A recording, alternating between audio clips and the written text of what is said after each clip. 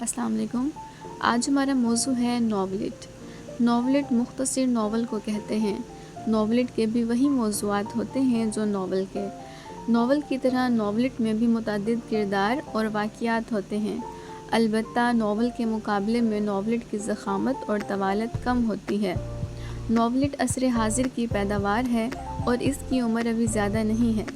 سید وقار عظیم لکھتے ہیں، ناولٹ بھی ناول کے مقابلے میں مختصر ہونے کے باوجود وسیع تر اور عمیق تر زندگی کا احاطہ بھی کرتا ہے اور فنی اعتبار سے اسی طرح کے اتار چڑھاؤ میں سے گزرتا ہے جس میں سے ناول۔ ڈاکٹر صبا عارف لکھتی ہیں، تفریح طبع کی خاطر ادب کا مطالعہ کرنے والا قاری ناولٹ پسند کرتا ہے، کیونکہ ضخیم ناول پڑھنے کے لیے نہ تو اس کے پاس وقت ہوتا ہے اور نہ روپیہ، اور اس سے بڑی بات یہ ہے کہ اسے وہ ذہنی تسکین بھی حاصل نہیں ہوتی جس کا وہ متلاشی ہوتا ہے۔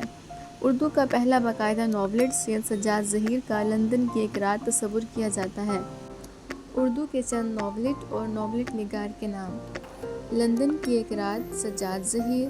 لیڈر، مہندر ناتھ۔ پیار ایک خوشبو، کرشن چند۔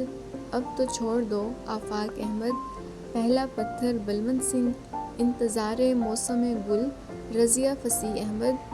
آمد جوگندر پال۔ ایک چادر میلی سی، راجندر سنگھ بیدی۔ کمین گاہ، شوکت صدیقی۔